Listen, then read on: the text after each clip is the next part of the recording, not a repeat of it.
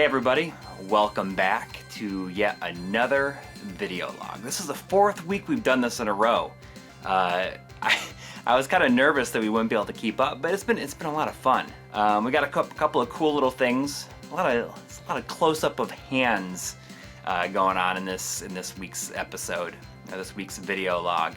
So I'm recording this today. It's actually Tuesday when I'm shooting this. The other stuff is already shot as well. I'm just going to cut it together after I finish with this little segment. And just got back from voting today. Everyone seems to be enjoying the Castlevania video. I feel like it was this big moment for us because we've been struggling with what to do with game episodes. We didn't just want it to be these descriptions of the games, but we wanted to do something more with it. And I think that this was a realization of that and what you can expect from game episodes in the future.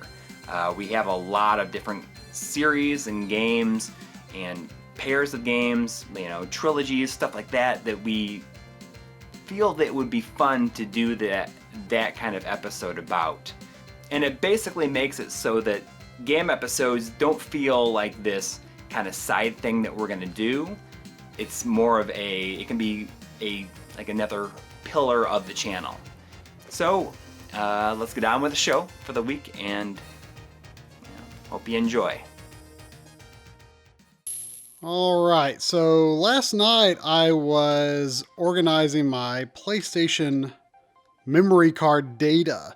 I just finished up the Castlevania episode, and when I'm really tired, I like doing tedious tasks that I don't feel like doing when I have, more energy and alertness. This Mad Catz card, it is officially licensed. It says Magic Gate on it. This was the only memory card I had for PS2 for a long time. And so I finally got these organized. I did like where this old reliable is A through F, and then this is G through R, and then this is, I think I got this in Japan. I don't know if this color was here. This is T through Z, or S through Z, and then this is like for data for games that I don't actually own. And then I sort of did the same thing with the PS1 memory cards, A to F, G to S, or G to R, and S through Z, and then these are my Japanese cards. But anyway, in the process of organizing the data, I'm like, okay, I finally need to have a good place to put these, because I have more, I don't have a ton of memory cards, but it's more than fit in my systems.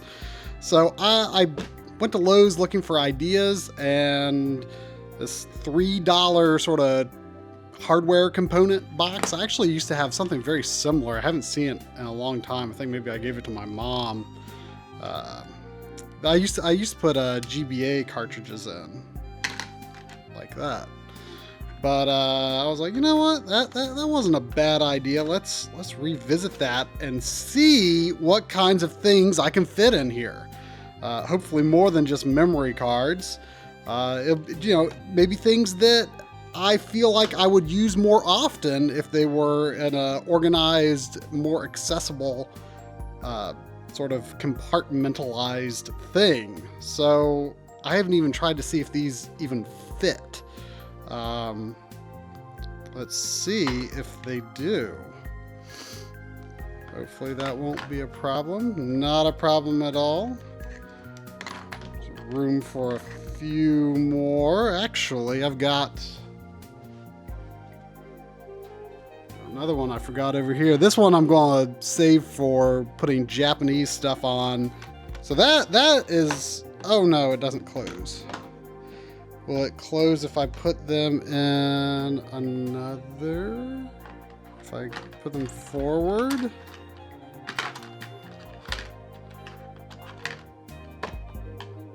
Ooh, that's tight.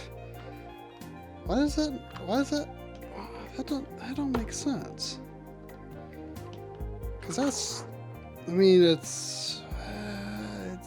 they're really no taller than these optional dividers. I mean, it technically closes, but sort of poofs up there.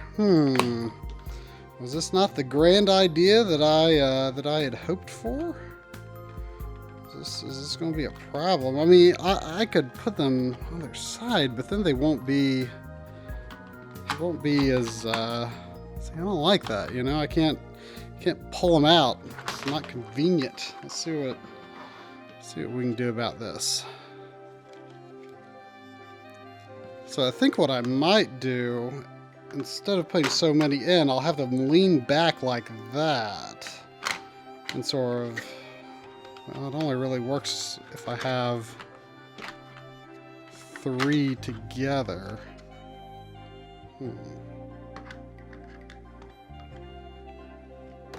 I'll tell you what, I'm just going to put these 3 in. This sort of works with them sort of leaning back. They're easy to thumb through that way.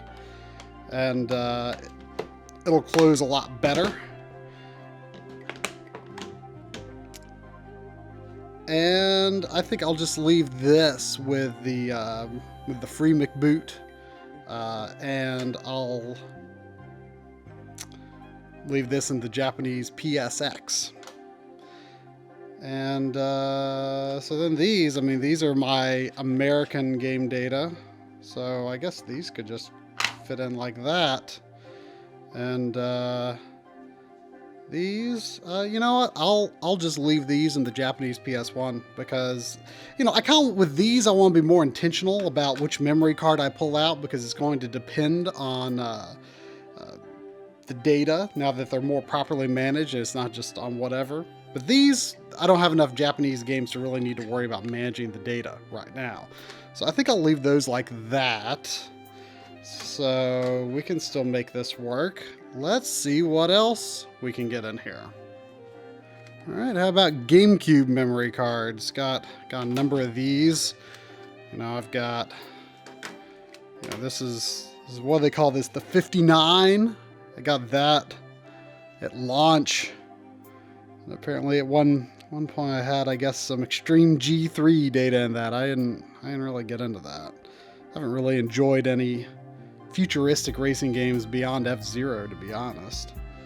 And of course, then these, these released.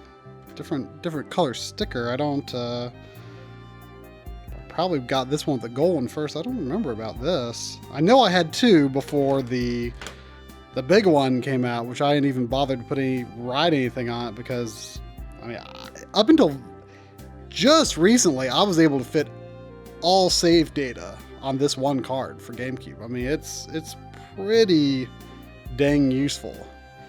Everything except for Animal Crossing, obviously, on this, and I think I emptied this one and put just F-Zero GX because that's kind of a hefty data. So if anything is left on these, you know, it's redundant. But I'm going to have to probably start using some of these again.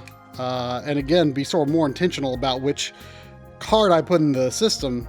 Same as with PS1, PS2. Since I am going to start to have to manage this a little bit more. So, these are kind of smaller compartments here. Let's see. Let's put these in sort of a bit of an order. See if this is a good fit. I really like the size of GameCube memory cards. Just neat. I love memory cards. Coury and I were just talking about it, how they, it's nice. Oh, that might be a pretty good fit. Yeah, that's perfect. Memory cards are nice because, you know, your data is independent of the cartridge and independent of the system. You can take it to a friend's house, you can take it to another system, you can copy it, move it. You could just do so much with it that you can't do today with modern games and modern systems. It's also the SD Media Launcher. I usually keep this in the GameCube, but maybe it would just be better to, maybe sort of a little awkward there, but maybe I should just have it in there like that, you know? Only put it in when I need it. Let's see, what else we got? Let's see, N64 controller packs, obvious pick. This was my first one. I put I think these came from Nintendo Power. There were various stickers I guess if you have Mario Kart 64 data on it, you could do that. I have Blast Core one as well, and I do not lose things basically ever, but I haven't seen that since probably before college. I have no idea what happened to it. This one without a sticker, I don't even know if there's any data on it. That just came from a friend. It'd be good to keep all your memory card stuff in there. 2 controller packs fit fine there. I don't know if I might one day kind of need... I feel like controller packs don't hold as much overall as the PlayStation cards. And what about an N64 jumper pack? Maybe I want to compare certain games with controller with expansion pack in and out. There have been times that I would have made some comparisons if that were more accessible. Will it close? Yeah, it'll close. Oh, and I could put this in too. I've got somewhere the official jumper pack removal thing. I don't know where it is though. This is a tool for getting out those magnetic USB things that I was showing in that one episode, how I have my 8-bit DOE controllers charging. I did test this on the N64. It does work. I'll put that in there with that. It's looking pretty nice. Let's see, what else can we fit in here? I already did check to see if this would fit, and sadly it does not. This is the memory card adapter for PS3, so you can copy your save data to and from the PS3 for PS1 and PS2. And it fits in like that, but there's no way it'll close, and it won't lay sideways, and you can't remove any of these dividers. Really wish this could fit in. It'd be a lot more convenient to sort of manage my data. What about a Wii Motion Plus? This might not be something I need to access basically ever, because I've got 2 Wii remotes that already have it built in, but you never know.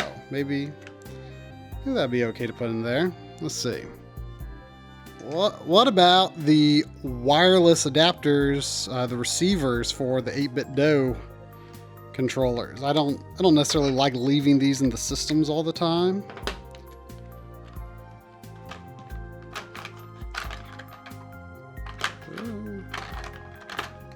Will they work up here? Kind of, actually. Kind of. Oh.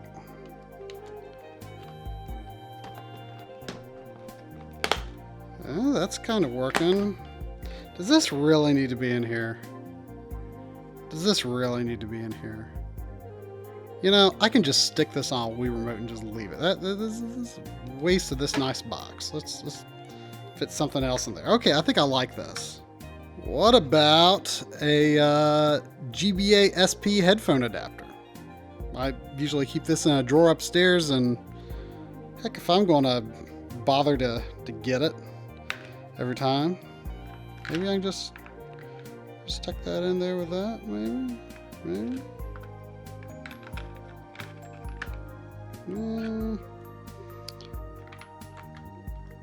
I'll go in here and keep these retro receivers a little more upright. There you go. Maybe I'll do it like that. There you go. All right, let me see what else. Well, heck, for now I'll just put this stupid Vita memory card that cannot be trusted in there. Who knows? All right. I think, that's a pretty decent little bit of organization. I think I can get used to using this thing to sort of choose my data. I need to sort of organize the data on the N64 cards a little better. Yeah, use the wireless receivers as needed, and jumper pack as needed. So we'll see how this works for me. It seems to close just fine. I don't think it's putting any undue pressure on anything. Okay. I feel okay on those buttons. Yeah, I don't think it's pushing anything down there. All right. I think that'll do it. Good morning, everybody. It's Coury. I'm here to look at some cover art. Somebody in the Patreon Discord said, hey, you should do something where you just like pull down some games from the shelves and just talk about them. So I picked out some black box Sega Genesis games. The grid pattern, probably my favorite kind of cover art. And I think it's kind of interesting. I guess we'll start with Alex Kidd and the Enchanted Castle. It was kind of a big deal because the cover art on Master System games were so bad that by the time when the Genesis came out, you had these huge pictures. It really looks just gorgeous, I think. Not saying anything about the quality specifically of this cover art, but it was just this full color picture. And the clamshell cases are basically like my favorite kind of game case. Yes. I bought this one used, and look at that, someone cut out the barcode. Alex Kidd and the Enchanted Castle was kind of the return to the Alex Kidd in Miracle World style, with Alex Kidd having like his big punching hand, and back in the Redaxian Kingdom. It's kind of interesting because he has this kind of design that is nothing like in the game itself. He's kind of got this button-down safari type shirt on. Looks pretty obnoxious. And this is like really like basically I think the last Alex Kidd game. He had been the mascot along with Opa Opa all the way through like the Master System years, and it was kind of nice getting back to this because Miracle World was so good, and not that the other ones were bad. I mean, some of them were pretty bad, but yeah, Alex Kidd and the Enchanted Castle, I think it's like not that bad of a game. And I think like the cover art is, besides the actual like look of Alex's face itself, it's kind of creepy. It almost looks like a plastic mannequin nightmare in a way. Up next is one of my favorite games on the system, and that is Herzog Zwei. This was a early real-time strategy game. A lot of people say that maybe it started the genre. It's a Technosoft game, and you fly the ship around, you order units, and you try to attack the other base. It was very difficult to wrap my head around in 1990. I had a friend who was really into it, and we kind of played it a lot because he liked it so much. And then I started to like it. I could never beat him though. He was the kind of guy that, you'd play Risk against him. He'd go through all this stuff. He'd like plan out like so far in ahead that like his mind was he just like thought about it so much more intensely than I did. So he was a natural fit for something like this.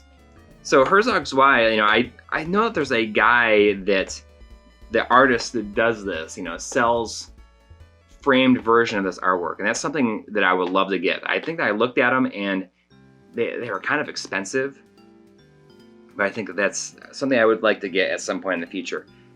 And it's like a great image. You got the ships flying and the big robots. I assume that is supposed to be what the planes that you can play as can turn into. Just a great soundtrack in this game. And what's kind of interesting is I think that the artist who did this, obviously probably did this one as well, Thunder Force 2, which was very close to a launch game on the system. And same developer, Technosoft, did both of them. And it's interesting because we have the overhead segments, that look very, very similar. So it's almost like they use the same style for the overhead segments for the actual Herzog Zwei game. They probably used a lot of maybe the same engine. I don't even know if a game engine was even a thing back then. Probably not. But in a lot of ways, these are very, very generic images. There's not a lot to them. It's just like ships flying in, shooting stuff, shooting lasers or shooting missiles. And there's just not a lot to them. And you know, the games themselves are very, very similar, but both are great games. I think that this one maybe doesn't get the respect that it deserves, but people that know about it, like they know about it. Thunder Force 2. I know that Joe Redifer is a big fan of Thunder Force 2. I think it's pretty good too. The third and fourth one are considered like the best ones. But you know, I got this one the day after Christmas in 1989. The day after on my birthday, I got this along with Rambo 3. Yeah, the screenshots are very, very good on it. It's kind of interesting that, you know, it looks like they're shooting off of an RGB monitor to make this kind of stuff. Next, we have what is probably, I think it's hilariously bad. Probably the most hilariously bad early Genesis game release box art, and that is for Dynamite Duke. Look at this. It's not even cover art. It's just a photo of this guy. I mean, who is this guy? You know, I wonder what he's doing now. Is that supposed to be Dynamite Duke, or is that just one of the bad guys? I don't know if they're saying you're gonna play as this guy in the game. You're gonna be this guy. I don't think that this sold any copies of the game. A similarly creepy one, and Tria loves to laugh about this one because it's pretty awful. And I actually just recently got this. I got this at the Galloping Ghost swap meet back in April. Bought this, but Tria likes to joke about this guy because he says, "Oh, like it's so awful looking. What were they even thinking with that?" I don't know. I mean, he's not an appealing character design. It almost looks like somebody drew it in an afternoon. Here's another one. This is one I feel is pretty bad too. Is Space Harrier 2. So, I mean, I'm a big Space Harrier fan. Space Harrier is the game that made me fall in love with games, I think. Man, like, what did they do to Harrier's design? I'm pretty sure this is the original, like, this is the same art that they use in the Japanese release as well. You know, it's got that classic grid pattern that is iconic to the Space Harrier series. You know, this is a vastly inferior game to the original. I don't know, I don't know why they kind of went with this all red jumpsuit look to him, especially in the original one. He had, you know, the blue pants and the red shirt. I don't know why they felt like he needed to, you know, spandex. let's throw some spandex on him. It'll be cool. It won't look nearly as good as the original, but I don't know. It's something different.